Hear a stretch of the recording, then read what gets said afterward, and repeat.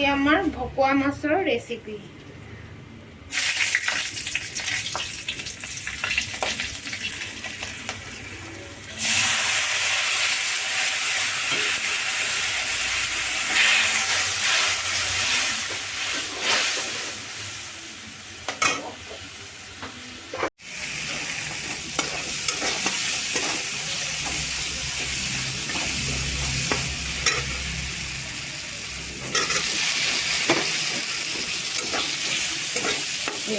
আলু আজি আমি বনাইছোঁ বাহু মাছৰ জোল, বাহু মাছৰ বিলাহী জোল।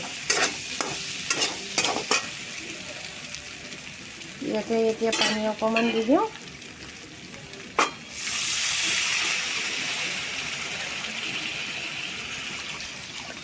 আৰু অকণমান উতল আহিলে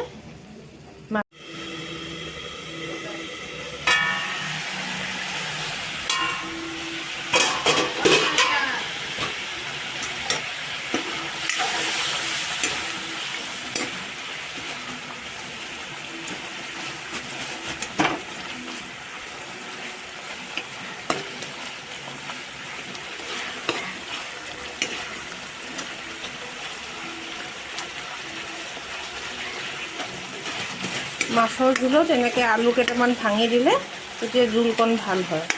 এতিয়া আমি ইয়াতে গৰম পানী দি দিম।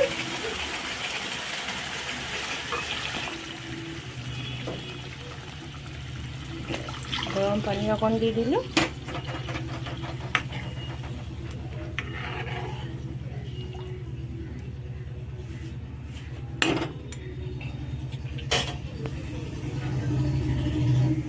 আমি ইয়াতে দিওঁ মাছকেইটা।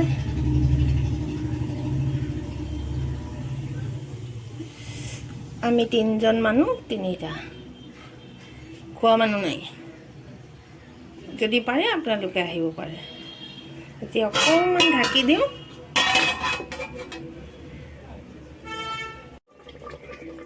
এতিয়া 5 মিনিটৰ পিছত ঢাকনখন উঠাই চাওঁ। আমাৰ মাছৰ জোল হৈ গ'ল। এতিয়া আমি ভকুৱা মাছৰ বিলাহী আৰু টেঙা জোল বনাইছোঁ যে, সেইকাৰণে নেমু অকণমান চেপি দিওঁ। তাৰপিছত ইয়াতে এতিয়া আমাৰ মাছখন হৈ গ'ল। ইয়াতে ধনিয়া পাত অকণমান দি অফ কৰি দিওঁ। হৈ গ'ল আমাৰ মাছৰ জোল, ভকুৱা মাছৰ বিলাহী আৰু নেমুৰ জোল।